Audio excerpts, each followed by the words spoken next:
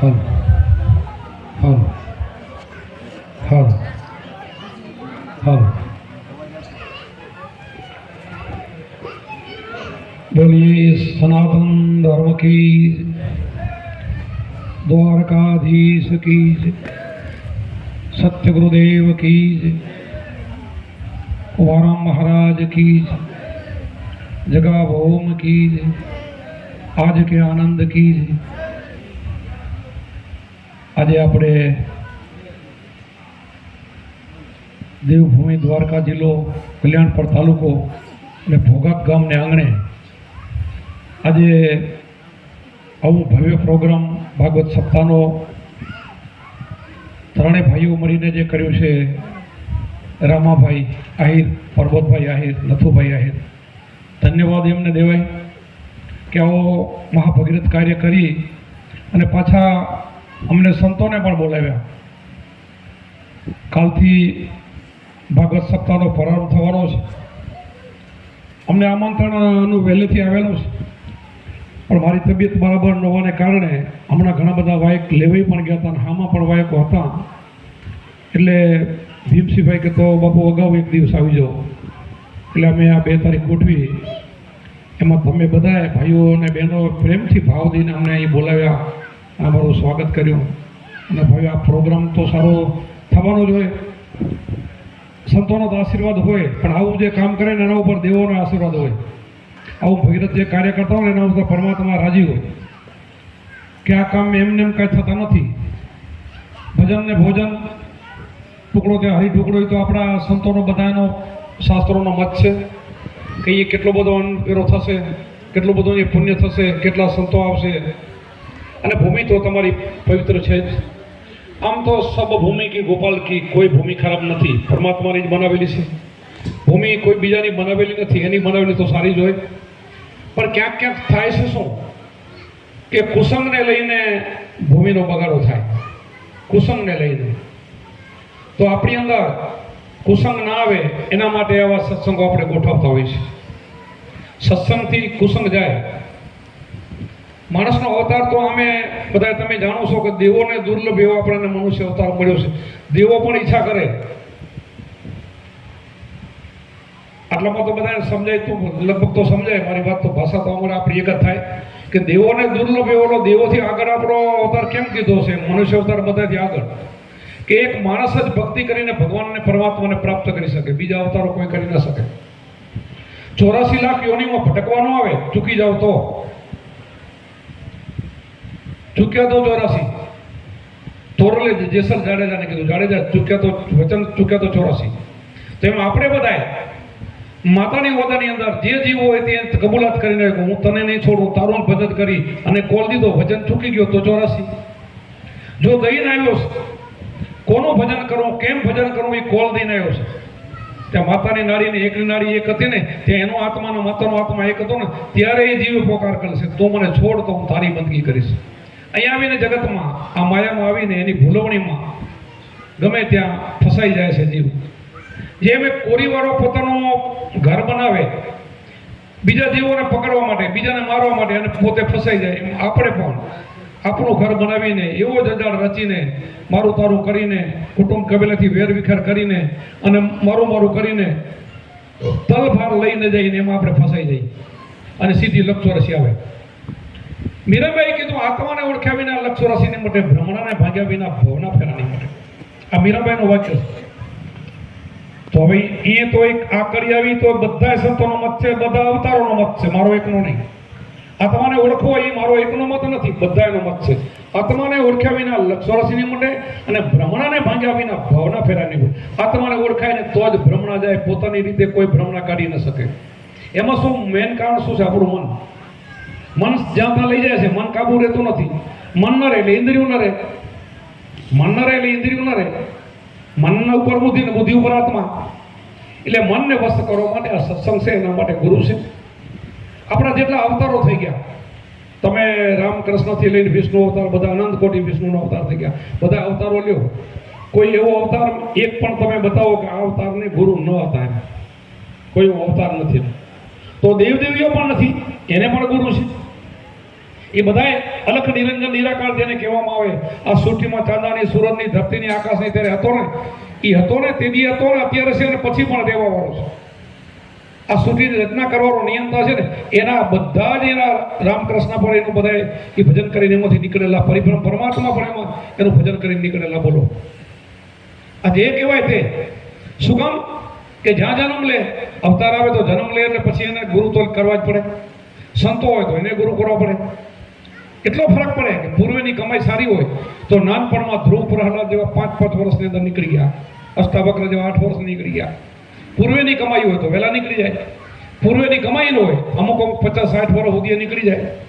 અમુક દુર્યોધન ને હિરણ્યકશ જેવા છેલ્લી ઘડી સુધી કોઈનું ન માને, ભગવાનનું ન માને, એ છેલ્લી સુધી એને કનિષ્ઠ જીવ કહેવાય. ઉત્તમ, મધ્યમ ને કનિષ્ઠ 3 પ્રકારના જીવ આવે. એક ઉત્તમ કેને કહેવાય? ધ્રુવ પ્રહલાદ જેવા. કનિષ્ઠ એટલે તમારા મારા જેવા કોઈ 25-50 વર્ષ પછી પણ એને આ સત્સંગ સાંભળીને એનું ભાગ જાગી જાય અને જોડાઈ જાય. અને કનિષ્ઠ એને કહેવાય કોઈનું ભગવાનનું એના માને, એને કનિષ્ઠ કહેવામાં આવે. તો આપણે કનિષ્ઠમાં આપણું નામ ના આવે એનું ધ્યાન રાખવાનું. કનિષ્ઠની અંદર આપણું બેન ભાઈનું કોઈનું નામ ના આવવું જોઈએ. આપણે 2 ભાગમાં રાખી દેવાનું, ઉત્તમ મધ્યમાં. એટલે ગમે ત્યાં આપણે ગુરુ કરાવી લેવા જોઈએ. પણ ગુરુ પણ કેવા હોવા જોઈએ કે સાચા હોવા જોઈએ. સાચા ને ખોટા 2 હોય છે, એટલે સાચાનું પ્રમાણપત્ર આપતા હોય છે. સાચા કોને કહેવાય, ખોટા કોને કહેવાય એવું હોય છે.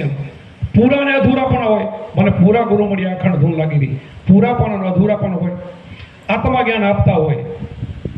જે નિજિયા પંથ, જે નિજ બધાથી મોટો પંથ આજુબાજુ પંથ નિજાર પંથ. નિજ એટલે પોતાના સ્વરૂપને ઓળખો, પોતાના આત્માને ઓળખો ને નિજાર પંથ કહેવાય. આ નિજાર પંથને જે જાણતો હોય, નિજિયા ધર્મને જે જાણતો હોય, નિજ ભક્તિ કરતો હોય, પોતાના આત્માની ઓળખ હોય, એવા જો બ્રહ્મનિષ્ઠ સદગુરુ આપણને, બ્રહ્મછોત્રી એવા આપણને સદગુરુ કોઈ મળી જાય તો આપણને પોતે તરે ને આપણને પણ તારે.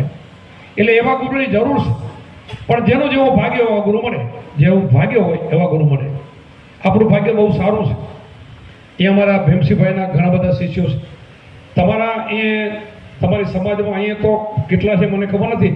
અમારા બાજુ આહિર સમાજમાં એમના 1000 થી 1200 શિષ્યો છે અમારા કચ્છની અંદર ભીમસિંહભાઈના. એમણે જાણી લીધા, એમણે ઓળખ્યા. એમ 15 ભાઈઓને મેં આદેશ કરેલો છે. 15 ભાઈઓને હું હમણાં 5 વર્ષથી ઉપદેશ નથી આપતો. એ પણ કારણો કે મારી હું અશક્ત હતો કે હાલી નતો શકતો એવું નહોતું. 5 વર્ષ પહેલા મેં બંધ કર્યું ત્યારે તો હું હાલી શકતો, શક્તિ હતી મારામાં, પણ મને કાંઈક મારા ગુરુમાંની એવી પ્રેરણા મળી એટલે મેં બંધ કરી. અને 5 વર્ષ પહેલા મેં 15 ભાઈનો આદેશ કર્યો. અને હું આવું છું સત્સંગ કરવા માટે. પણ અહીંયા ભીમસિંહભાઈ આપે છે, એ બીજા પણ જામનગર જિલ્લામાં અને આ ઇલાકામાં 5 ભાઈઓ આપે છે ઉપદેશ. એવા બધાને રચના કરેલી છે આપણે. એવા અમારા કચ્છમાં, જ્યાં ગુજરાતની અંદર, મહારાષ્ટ્ર સુધી, હવે તો આપણા વિલેજમાં, અમેરિકા સુધી, વિદેશોમાં, કેનેડા અને આફ્રિકા આપણા ઘણા બધા શિષ્યો બહાર પણ વસતા થઈ ગયા છે. એટલે કહેવાનો મતલબ આપણે ટોરા ભેગા કરવા માટે હું વાત નથી કરતો. અમારે કંઈ લેવું નથી, અમે દક્ષિણા લેતા નથી. બરાબર, 100 ખર્ચે ફરીએ છીએ અમે. 25, 30, 35 વાર ત્યાં ફરીએ છીએ. એમાં કોઈની ટિકિટ ભાડું લેતા નથી, દક્ષિણા લેતા નથી. અમે લેવા દેવા માટે આ ભેગું નથી કર્યું. અમે તો ઉદ્ધાર કરવા માટે. કેમ માણસનો આત્માનો ઉદ્ધાર થાય, કેમ એનો ઉતલા માટે જ આ અમારો સંપ્રદાય છે. મારા મોઢામાંથી ક્યારે અવતારોનો ખંડન મનન, દેવી દેવતાનો ખંડન મનન અમારામાંથી નહીં થાય. શું કામ? દેવીની દેવતા પીને પેગંબર સુર લખની માયા એમાંથી બધું નીકળેલી છે. તો આપણે કોને ખરાબ કહી શકીએ? આપણે બધા એમાંથી નીકળેલા છે. તો આપણે કોને ખંડન મનન કરી શકીએ? ખરાબ વધારે ખરાબ હોત આપણે પોતે હોય. પોતાની ખરાબી કાઢી નાખવાની, પોતાની ભૂલ પોતાને કાઢી નાખવી, બીજાને નહીં જોવાની, પોતાની. જેને પોતાની ભૂલ કાઢી એના બેડા પાર થઈ ગયા. જેસલ જાડેજો પોતાની ભૂલ કાઢીને તોરલ પાઈ ગયો તો એનો બેડો પાર થઈ ગયો. વાલીઓ ભીલ પોતાની ભૂલ કાઢીને ગુરુને સરને જતો રહ્યો તો એનો બેડો પાર થઈ ગયો. એમ જે આપણે પણ અમારે સરને કોઈ આવે પોતાની ભૂલ કાઢે, માણસ થઈને આવે તો એનું કામ થઈ જાય. અમે 5 મુદ્દા આપી ઉપદેશ લેવા આવે ને, પહેલા 5 મુદ્દા આપી. શું? ચોરી, ચિનારી, દારૂ, જુગાર, મટન, આનાથી દૂર, નિંદા કોટલીથી દૂર, આનાથી દૂર રાખીને પછી એને ઉપદેશ આપી. અને આટલું દૂર રાખીને પછી જો ગુરુના વચન મળીને ભજન કરે ને તો પછી કામ, ક્રોધ, લોભ અને મોહ તો ભજનના તાકાતથી જતા રહે. અમારા કુંભારા બાપુ એક ભજનમાં ગાયું છે, સદગુરુ માર્યા શબ્દના છટકા કર્યા, કામ ક્રોધના કટકા, ભાંગી દિલડાની ભણતું અંધારા મટ્યા અંદર કટકા. સદગુરુ માર્યા શબ્દના બાણ, તન મન વિધાણા મારા પ્રાણ, પ્રાણ વિધિને જાગીને જોઈએ તો દર્શાના મોરલીવાળા. આને મોરલીવાળા દર્શન, આપણને બધાને ક્યાં દર્શાય? એ કુંભારામને દર્શાના. બોલો, મોરલીવાળાને જોયા, પોતાની દેહની અંદર જોયા. કોઈએ રામને જોયા. આની ઘટમાં છે મમે વાસે જીવ લોકે દરેકના હૃદયમાં ભગવાન બેઠો છે, આવું કૃષ્ણ ભગવાનની ગીતામાં લખેલું છે. કોઈ ઘટ ખાલી નથી, ભગવાન બેઠા છે. હા, એનું જે ધામ છે, એના જે દિવસો છે, એ સમય આપણે ઉત્સવ કરવો જોઈએ. દર્શન નિત્ય કર્મ આપણે નજીક હોય તો એના દર્શન કરવો જોઈએ. પણ દર્શન તો આપણે 24 કલાકમાં કેટલી વાર તમે 5 મિનિટ કરી શકો, પછી 24 કલાકમાં શું કરશો તમે? તો 24 કલાક તમારા હૃદયમાં ભગવાન છે, આવું જો તમને નક્કી થઈ જાય ને તો તમારો બેડો પાર થઈ જાય. તો ગુરુએ એ સમજાવે છે 24 કલાક તમારો શ્વાસ હલાવવાનો તમારા અંદર બેઠો છે. એક એક શ્વાસની 3 લોકની કિંમત છે. એક શ્વાસની 3 લોકની કિંમત છે. બોલો, 3 લોક. 3 લોક કોને કહેવાય? પાતાળ લોક, મૃત્યુ લોક, એટલે ભારત જેવા બધા 9 ખંડ ભેગા કરવા મૃત્યુ લોક, અને સ્વર્ગ લોક 3 ભેગા કરો ને તો ગુરુના શબ્દને તોલીને આવે એવો આવો આપણને ગુરુનો શબ્દ મહામંત્ર મળેલો છે. જેને જેને મળેલો એની વાત કરું છું. ન મળ્યો એને મેળવી લેવો જોઈએ. આટલી બધી જો એની કિંમત હોય અને કિંમત સમજીને આપણે ભજન કરીને તો આપણે પણ જેસલ બારોટીઓ પલમાં પીર બની ગયો એટલો પાપી, તો આપણે તો પાપી છીએ ને, એટલા પાપી નથી. આપણે ધડકન ના રાખાય, આપણે તો જવાય જ માર્ગે. આપણે કે હું આટલો બધો મેં ખોટા કર્યા હું ભજન ન કરી શકું, હલો ઓલો કરી શકે ને આપણે કેમ ન કરી શકીએ? જનક રાજા જો ભજન કરી ગયા અને વિદેહી થઈ ગયા, દેહ હોવા છતાં એને વિદેહી કહેવામાં આવે, રામના સસરા એવા જનક વિદેહી જો આ ભજન કરીને નીકળી ગયા, એને ગુરુ કર્યા હતા. કોણ એના? કોણ? અષ્ટાવક્રના ગુરુ હતા. બોલો, કોણ હતા? અષ્ટાવક્રના જન્મતા 8 અંગ વાંક કેવા એના ગુરુ છે. 8 અંગ વાંક ટેડા, હાથ વાંકા, પગ વાંકા, ઢૂંઢથી વાંકા, ગરદન વાંકી, 8 અંગ ટેડા એમ અષ્ટાવક્ર કહેવાય. અને કેના? જનકના ગુરુ બન્યા 8 વર્ષના. અને કેવો મહાન બનાવી દીધો. એની પરીક્ષા કરી જનક તારા રાજમહેલ ઉપર અગ્નિ પ્રગટ થઈ બેટા જોતો તો હામો ન જોયું. 1 વાર 2 વાર 3 વાર 4થી વાર કીધું ને તો ગુરુ મહારાજને પગે લાગીને કે પ્રભુ તમે મારા નાથ, તમે મારા ભગવાન છો. તમે મને ઉપદેશ આપ્યો ને મેં તન મન ધન તમને આપેલું છે. મારું શરીરે મારું નથી, મારું ધને મારું નથી, મારું તને મારું નથી. સરસ મેં તમને અર્પણ કર્યું છે. હવે બરે એવું મારું શું છે? બરે એવું મારું હોય તો બરે ને, મારું હોય તો આગ લાગે ને. આ વિદેહી કહેવાય ગયા. વિચાર કરો, વિદેહી દેહ હોવા છતાં. પણ આપણને પણ હું પણ મારા પણ નીકળી જાય કે આ દેહ તો ભાડુથી બંગલો છે, આ દેહ મારો નથી, તો મારું છે શું? આવું સમજીને ગુરુ માટે ચરણે જઈને ભજન કરીને પરિપૂર્ણ ભક્તિ કરીને તો બેડો પાર થઈ જાય. આ બધાનો થઈ ગયો ને, બધાનો થઈ ગયો. મારાપણાનો, અહંકારનો, અભિમાનનો આ બધું જે છે કંઈ બધું ભાર છે ને માણસને બહુ મારે છે. આ બધું નીકળી જાય, સંતોની અંદરથી નીકળી ગયું, એની દ્રષ્ટિ પવિત્ર બની ગઈ. એની ઇન્દ્રિયો બધું પવિત્ર બની જાય. ઇન્દ્રિય ભગવાને આપી છે ને, ઇન્દ્રિય ક્યાં એમને નથી મળી. આપણો દેહ કેમ આપણને 84 લાખ યોની ભટકીને પછી આ મનુષ્ય દેહ મળ્યો છે. એની અંદર આ નાક, કાન જે કહેવાય આ બધા ઇન્દ્રિયો છે. તો ભગવાન કાંઈ ખરાબ થોડા આપે.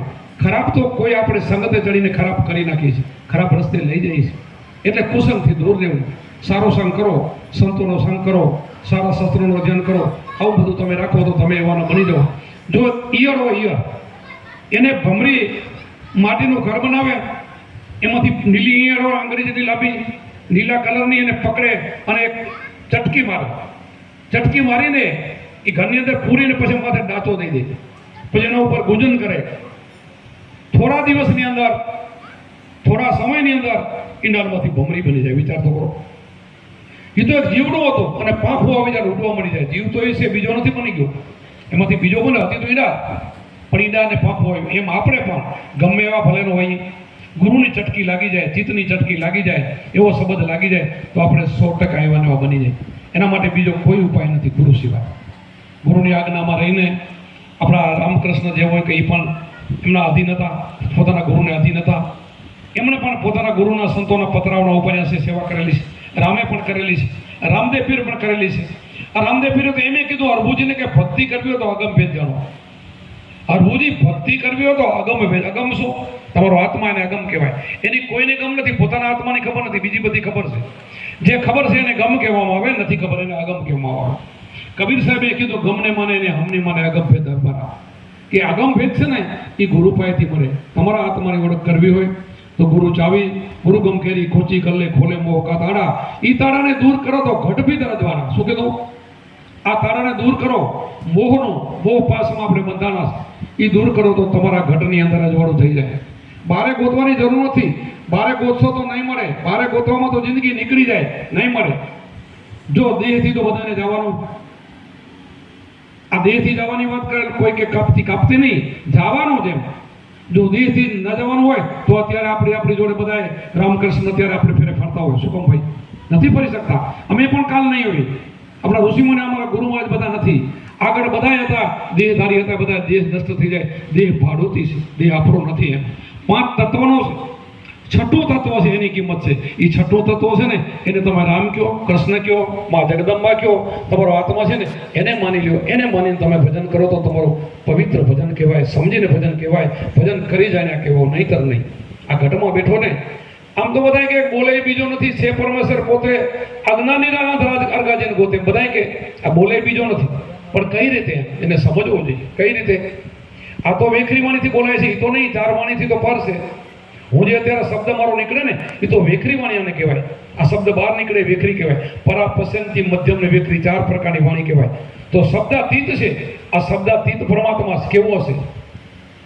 અક્ષરથી બારો, 52 અક્ષરથી બારો, વિચાર કરો.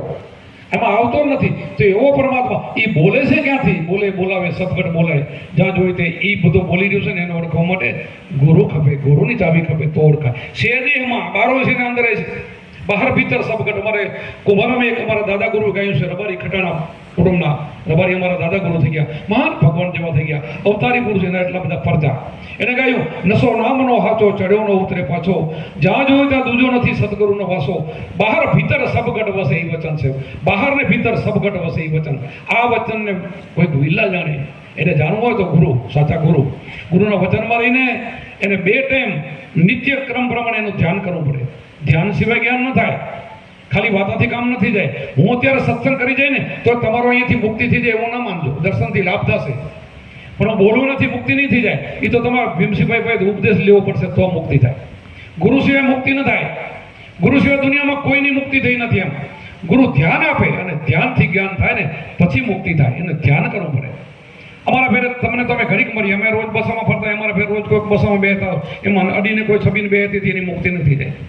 એ સમયની અંદર કૃષ્ણ ફેરે ઘણા ફરતા હતા તો દુર્યોધનને ક્યાં મુક્તિ થઈ? નથી થતી. એમ ઘણા ફરતા હોય, રામ ફેરે ઘણા ફરતા હોય, એમ ક્યાં મુક્તિ થઈ? ના થાય. મુક્તિ તો જેનો શબ્દ લઈને એનો નિચોડ કાઢીને તારણું કાઢે અને એનો જેવું જીવન જીવે તો મુક્તિ થાય. ખાલી દર્શન માત્રથી મુક્તિ થઈ જાય એ વાત ખોટી છે. કર્મથી મુક્તિ થાય. અને માણસ કર્મથી જ મહાન છે. કર્મથી ઊંચ, જાતિથી કોઈ મહાન માણસ નથી. જાતિથી નહીં. રાજા રાવણ કોણ? બ્રાહ્મણ હતો, રાક્ષસ ન બની ગયો. તમે બધા ઇતિહાસ તો જાણો છો. કર્મથી માણસ મહાન છે. તો આપણે મહાન થવું તો કર્મ સુધારવું પડે. કર્મ સુધારવા માટે શું કરવું? કોઈક સાચા ગુરુ જોઈએ. આપણને કર્મ કેવું કરો, કર્મ અકર્મ વિકર્મની આપણને ખબર નથી. આ બોધ તો ગુરુ મળે તો થાય ને. કયું કર્મ સારું છે આપણને ખબર નથી. કયું કરવાથી? અર્જુને કૃષ્ણ ભગવાને કીધું આ બધાને મારી નાખ, તને દોષ નહીં લાગે. આપણને સમજાય? પાત્રો સમજાય એમ છે? ના સમજાય. આ સમજવા માટે ગુરુ ખપે. ગુરુ કરશું તો જ આ વાત સમજાવશે, નહીં સમજાય. ગુરુ સિવાય આ વાત મળે એમ નથી. એટલે બધાને ગુરુની તો જરૂર પડશે ને પડશે. આજ નહીં તો કાલે. ગુરુ વગર તો નહીં હાલે. ગુરુ સિવાય જ્ઞાન નહીં મળે, નહીં મળે. કદાચ જન્મો નીકળી જાય, કદાચ આ જન્મ નીકળી જાય તો આપણે કેટલી ખોટ, ભાઈઓ બહેનોને બધાને સાંભળજો કે આ જન્મ નીકળી જાય તો આપણને કેટલી ખોટ, સિદ્ધિ આપણને લક્ષ રાશિ આવવાની છે. તમે દાન પુણ્ય કરશો ને ગુરુ સિવાયના, એને સારા ઘરનું પશુ થાવ તો એ શું કામનું? એનું પુણ્ય કરેલ તમારે એમાં સુખ મળશે તો એ સુખ શું કામનું? માણસનો અવતાર તો મળવાનો નથી. એ તો 84 લાખ યોનીમાં ભટકીને પછી મળે છે. માણસનો અવતાર ડાયરેક્ટ નહીં મળે. અને કોઈ દેવો પછી વચ્ચે છોડાવવા નહીં આવે કે એમાં કોઈ કાનૂન નથી પાછો કે એકવાર માણસના અવતારમાંથી નીકળી ગયો પછી કોઈ વચ્ચે છોડાવવાના આવનારો કોઈ નથી. એવું ગોઠવણી એને પરમાત્માએ ગોઠવણી કરેલ છે કે સીધો લક્ષ 84 જાય.